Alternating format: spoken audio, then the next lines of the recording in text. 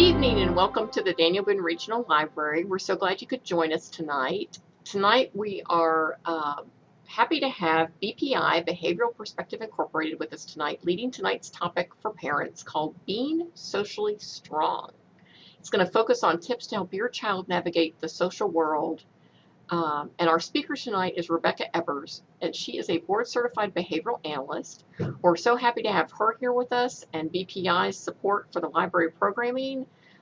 They've done several programs for us in the past, and we hope to have them in the future as well with different topics. So I will magically disappear and spotlight Rebecca. So welcome, Rebecca. Thank you very much, Sarah. All right, I'm going to go ahead and start the presentation here.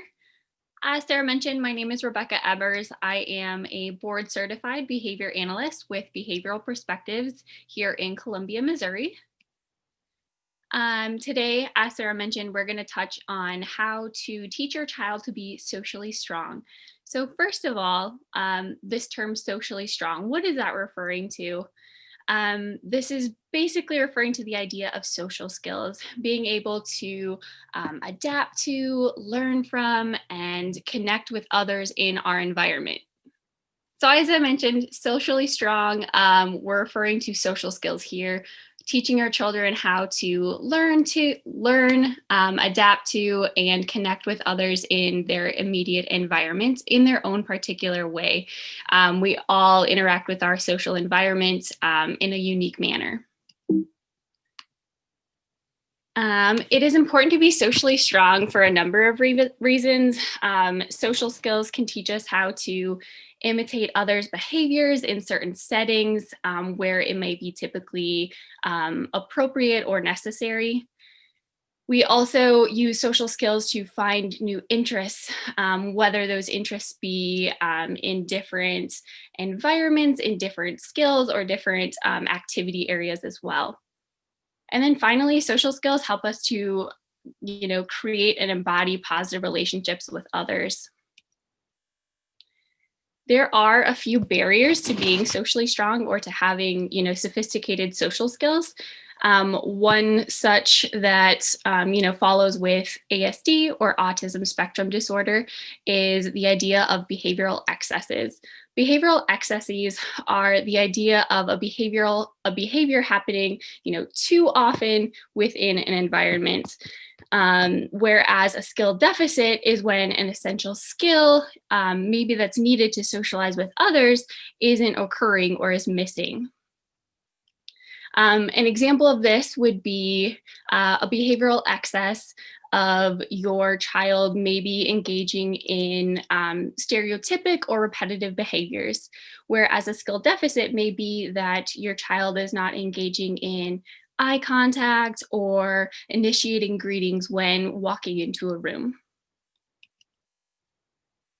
And these definitely impact social skills, right? So if your kiddo isn't engaging with people when he walks into a room, there's going to be a limit to how often he is going to want that socialization. He's not going to engage in as many activities or as many, relationship building skills or activities as well. Another barrier to being socially strong, especially with kiddos on the ASD spectrum, is picking up on and imitating social cues can be really difficult, right? So they may not understand if someone feels that someone is in kind of their personal bubble. If they look or feel uncomfortable, maybe your kiddo isn't picking up on those, more subtle social cues. Within ABA therapy, we attempt to, teach some of these skills that are really foundational to developing those social milestones or social skills moving forward. The idea here is that we need to first build on those foundational social skills, and then we can build upon those with more sophisticated skills. Something to think about here. This was a pretty neat thing we found. For an individual with autism that is maybe trying to get their wants and needs met, it may not be received well if the person they're communicating with doesn't relate to, understand, or feel comfortable with that social interaction. Something even more interesting to think about might be that it isn't necessarily the fault of the individual with autism or the child with autism for not modeling the social norm. Rather, it is up to all of us to make sure that we can adapt to those different social situations and environments in order to change our personal perspectives when engaging with the individual, regardless of whether that individual has autism or not. So again, we don't want to make the child feel like they're at fault for not following these social norms. Rather, it is up to us to kind of, adapt to the situation and help them to do that as well.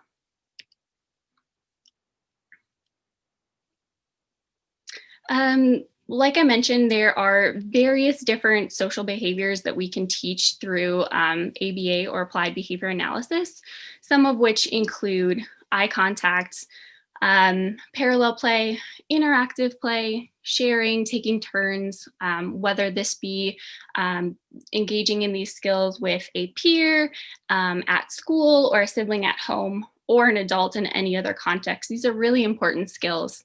A few of the others listed here include engaging in greetings and maybe exchanges of goodbyes, reciprocating conversation, whether that conversation be something related to schoolwork, they're answering questions, or it's related to maybe talking about their favorite TV show or their favorite toy that they may have gotten for their birthday.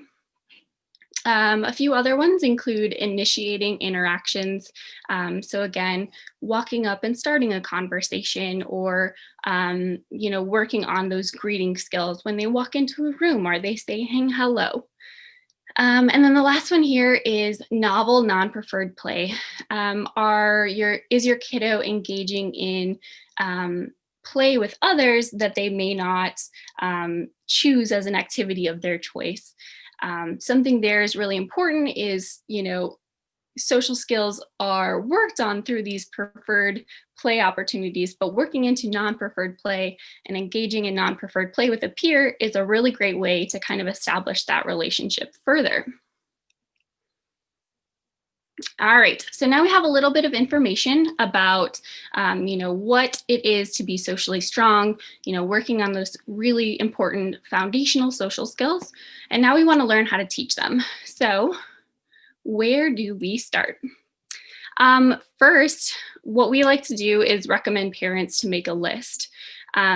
We would do so by, coming up with what are some of the play and social skills that they already have. These are what we call can-dos. So I might start with a piece of paper and make a list. Maybe my kiddo is really good at making eye contact with me and looking at me when he's speaking and taking turns. And then on the other side of the paper, or, on another sheet, you might start a list of the cannot yet skills.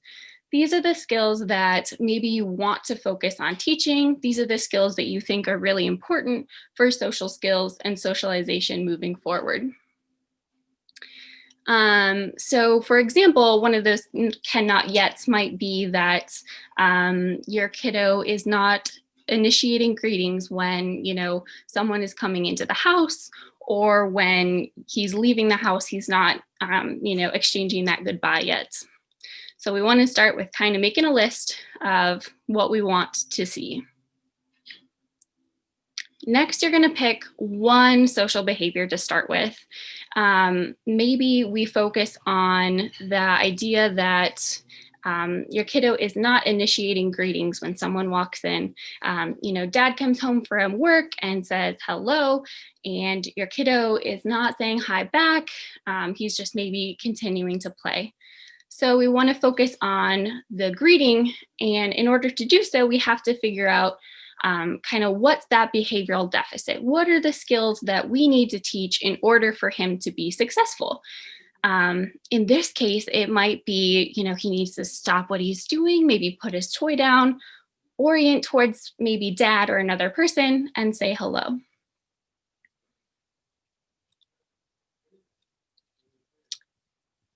Another really another thing to remember as we move through kind of the social skills is a point that I made earlier. Social skills are, a complex set of behaviors, right?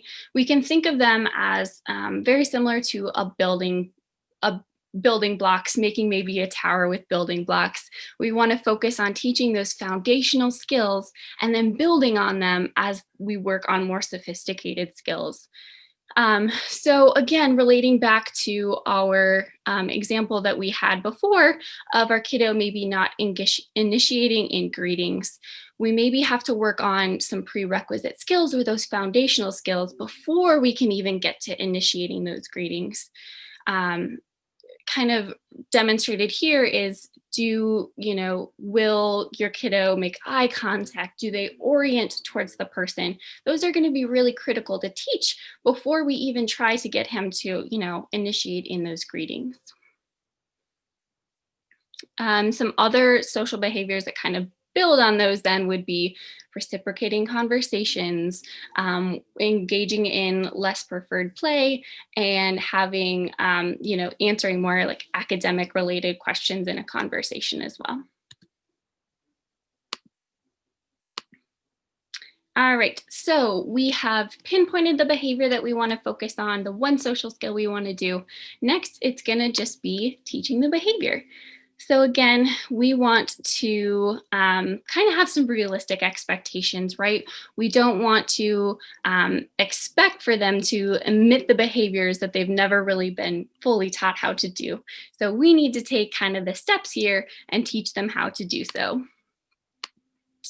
A quick tip for teaching is to kind of start out with these skills. Maybe, you and your kiddo, you focus on working on this skill or another trusted adult, and then work towards generalizing or practicing this skill with other adults, other peers, or siblings as well. So maybe starting to focus on kind of making situations or contriving situations to practice the skill.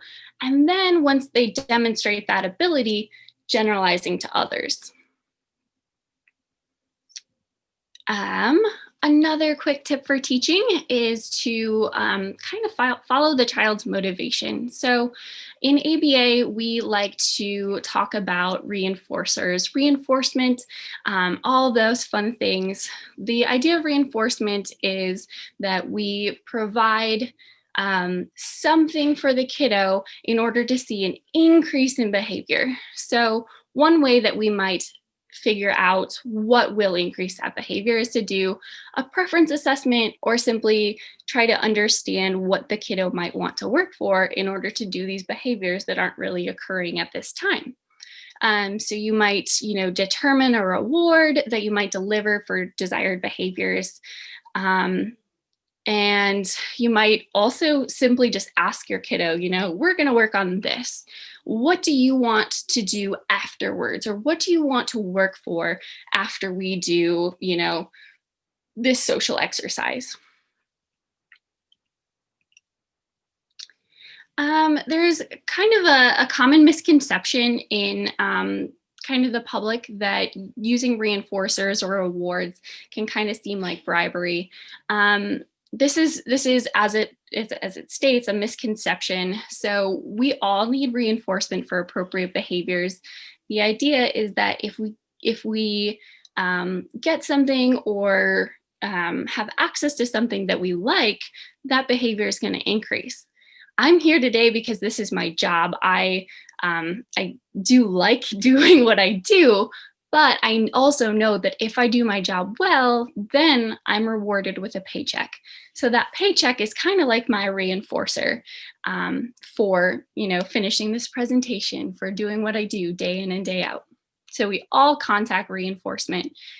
With kiddos with ASD, it's a little bit more contrived in that, yes, we may be giving them access to a favorite toy or a favorite snack after doing something, but it's still basically the same idea there.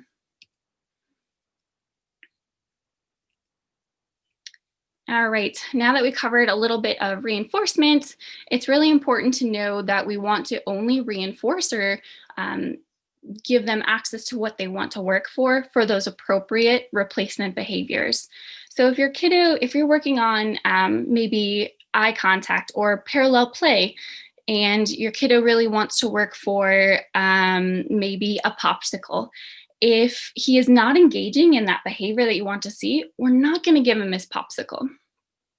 You also want to remember to reinforce quickly. So giving access to maybe that popsicle right after they engage in kind of that desired behavior, whether that be parallel play or eye contact. Another important point here is to say what you mean and mean what you say. This is the idea of, if you say something, you must follow through with that. So if I say you only get a popsicle if you play whatever your sister wants to play for 10 minutes, that means that I'm going to do exactly what I say. I'm not going to give the popsicle unless they meet that specific criterion that I set. And piggybacking off of that, setting really clear expectations, letting them know, this is what we're going to do. And then afterwards, maybe you can do what you want, or you can, take a break. And then the last point here, expect behaviors that you have already taught your child how to do. So if you have taught your kiddo how to, say thank you, to take turns with friends, all of those fun things, you want to continue to see them happening. If you're not, then maybe you need to take a step back and continue reinforcing or providing reinforcement for those behaviors, whether that be tangible access to, certain activities or items, or simply social praise as well. All right. One tool that we use to teach social skills especially is called prompting. Prompting is basically any cue that you would use to guide your child when you're trying to teach desired behaviors. There are a few different types of prompting that we'll go through today. The first one is physical guidance. This is simply using your body to guide an individual to do what is, asked of them. An example would be placing your child or your hand over your child's hands in order to perform an activity. Pictured here, it's a very common thing that we would do is teaching a kid maybe how to hold a pencil or hold a bat correctly or a golf club. It's something that you've probably already done, but thinking about social skills, you might do this when greeting a peer, for example. Maybe your kiddo is a nonverbal child and we want to work on greeting peers. Maybe how you do this is you orient your kiddo's shoulders to the peer, you raise their hand and you help them wave. Something as simple as that. We always want to remember to be really subtle and gentle and never use force. If your kiddo is, putting any force against it, maybe now is not a good time to try this activity. Maybe give it a little bit, talk through it, and try it again. The next type of prompting that we might use is called verbal guidance. This is basically just telling your child what to do or what to say. If I were teaching a kid how to take turns and little Sally asks for a turn and I'm working with Charlie, maybe I say, hey, Charlie, Sally asked for a turn. What do we do next? Kind of verbally guiding them on maybe what do we do, giving them kind of a reminder. The next mode of prompting is called modeling. This is exactly what it sounds. You're going to show your child exactly what they should do in order to perform the skill. So I'm going to set up a situation where we're working on parallel play. I'm going to set down a friend. I'm going to sit next to the friend and I'm going to engage in play. I'm going to show the kiddo that I'm working with exactly what to do and then let them have an opportunity to also try. The next one is visual guidance. This is simply a prompting tool that uses visuals to cue any desired or socially acceptable behavior. If we are working on saying hello to friends, maybe I have a little card that says, hi, and shows someone waving as a reminder that when you see someone waving, you should also wave back. The next one here is called gestural guidance. Gestural guidance is simply pointing to where they may need to go or what they need to do or get. If we are trying to work on, parallel play, playing next to a friend, maybe I point to where they should sit and play. It's again a more subtle gesture used in more advanced situations where maybe you've used the physical guidance, the verbal guidance, and now maybe you've gotten to the point where they know what to do, but maybe they just need a little reminder in the form of a gesture. All right, so now we've kind of gone through some of the prompting procedures or teaching procedures that we might use. Now we'll kind of go through a few examples of how you might teach some of these specific behaviors. We'll start with eye contact. So eye contact is really important in helping us build those relationships. It's important in facilitating asking for what you may want and need as well. There are 4 different ways that we like to talk about ways that parents can encourage eye contact. The first being to catch them in the act. Whenever they are looking, try to reinforce it with lots of praise and fun things that they really like. If I'm working with little Johnny and he starts looking at me and making eye contact, I might say, "I love the way you're looking at me, Johnny. That's so awesome." I also might, give him something he likes for that. "Awesome job looking at me. Here's this fun toy that you love." The second one is holding up a picture of eyes or an image that they like to look at as kind of one of those visual prompts or visual cues that we just talked about. I've done it where I hold up their favorite toy by my eyes, and when they look at my eyes, then they can have the toy. Adding lots of sound effects and super fun stuff is a really great tip as well. The third one being you can simply kind of tell them what they have to do, right? Is look at me or eyes on me or look at my eyes. All sorts of different things like that are a great way to also work on, promoting that eye contact. Finally, the fourth one is singing a song or counting down from 5 to teach holding eye contact for longer. So maybe I set my kiddo down and I say, "All right, we're gonna look right here for 5 seconds," and we'll practice. We'll go 5, 4, 3, 2, 1. And maybe sometimes we even make silly faces to make it a little bit more interactive and fun. The next social behavior that we'll kind of go through some teaching tips for is parallel play. This is the idea of a child sitting next to another and playing with them. They don't have to play interactively or even be engaged in the same activity. It's just simply tolerating playing next to someone for an extended period of time. So a way that we might work on something like this is starting with maybe 2 kids playing 2 different activities and slowly scooting them a little bit closer until they can tolerate just kind of being near each other. If the child were to walk away or turn around, I wouldn't scoot them closer right away. Maybe give it a few seconds and slowly start decreasing the amount of time between the kiddos.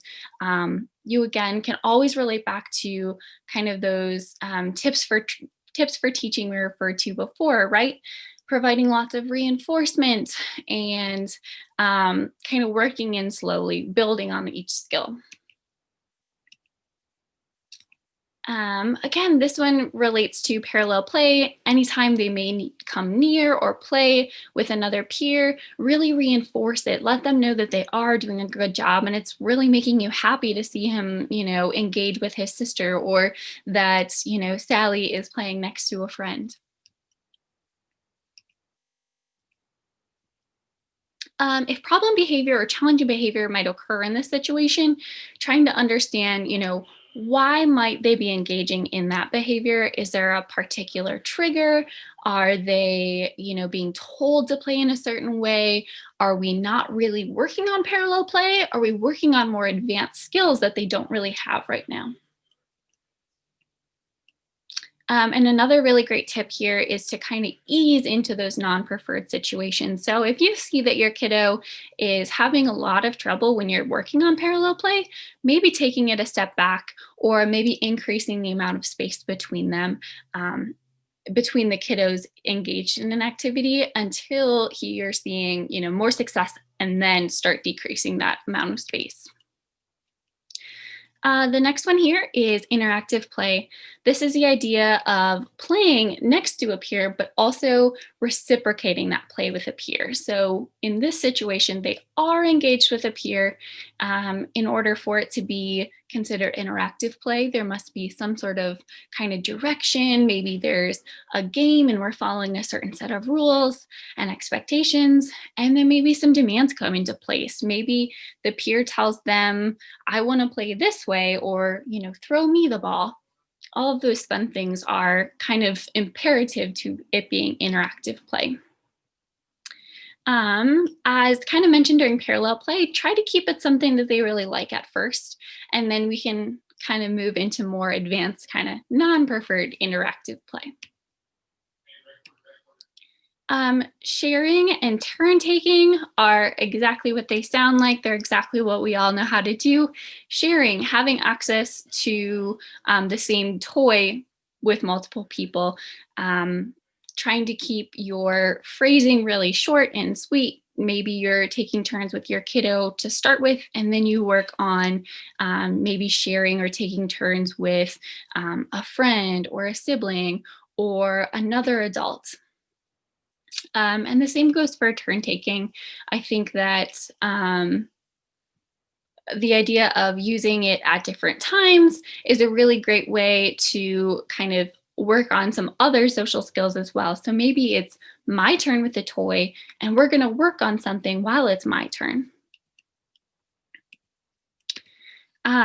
Sharing, you can start, like I said, work on sharing by playing with the same toy.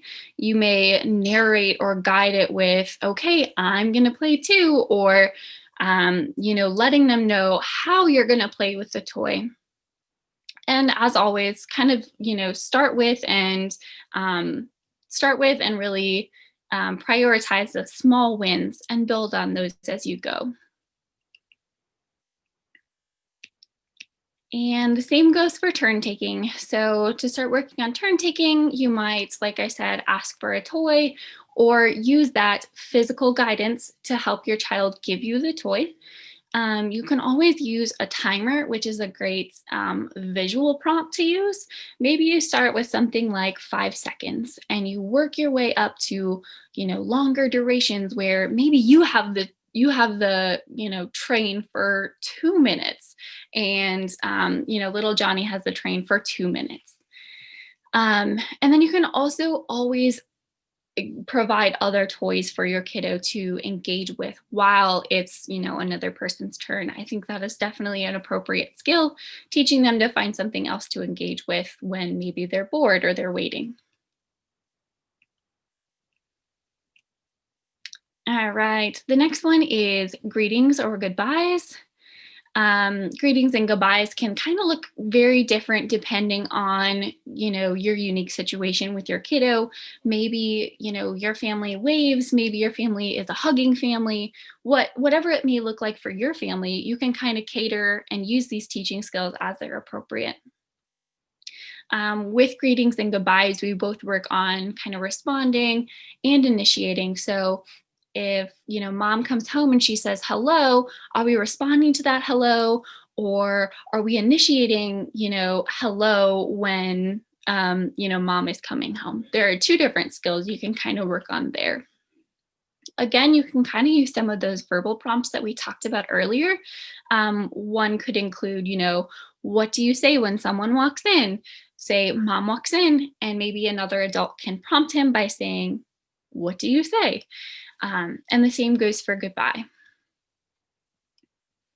Reciprocal conversation, again, is one of those, complex skills that we need to make sure that we kind of have those building blocks or those foundational skills before we start to work on, but it's also a really important skill. So within reciprocal conversation, there's really two skills. There's responding to, questions or making comments, and then the other side of maybe initiating conversation. So responding to, questions or comments, maybe you use some of those, again, verbal prompts where maybe you tell him, tell him exactly what to say. You tell him to ask, Mom, how are you today? Or practice, asking the same questions. If dad asks, how was your day? Maybe then he responds and dad asks the same thing back to him. Practice with the same questions is a really great way to start as well. You can use a variety of prompts here. It can be textual prompts. If they can read, you can kind of write out some different questions and answers and practice asking them that way. And then again, you can use those vocal or verbal prompts like we mentioned a little bit earlier, such as, asking the same question or providing him a question to ask. The next social behavior is initiating conversations. This includes approaching others, asking questions, asking others to play, or simply initiating those greetings as well. It's an important part of conversations.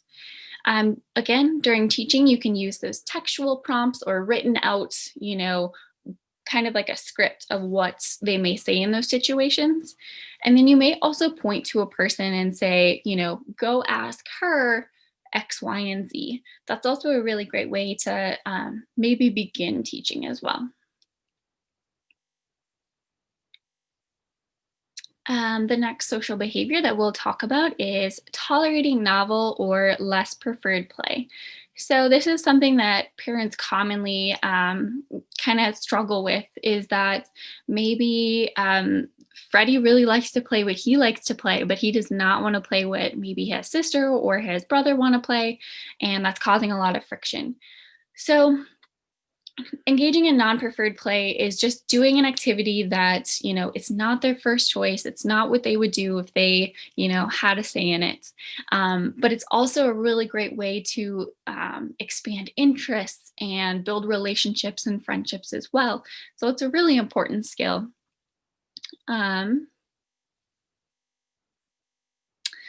There are a few take-home thoughts from some of these social skills.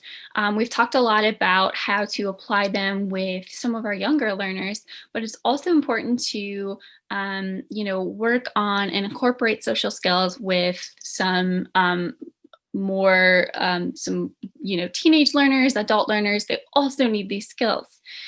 So many children, teens, and adults feel, shy or maybe uncomfortable or happy in certain social situations. I know myself, I also do. And so finding the best situations to make behavior change definitely takes, empathy, patience, perspective taking. And it's just finding, what is going to be the most important skills for your child to have in order to succeed in those environments. That is, all we had for today. Again, our contact information is here for you. My email, as well as my colleague Emeline Falk's, are listed there for you.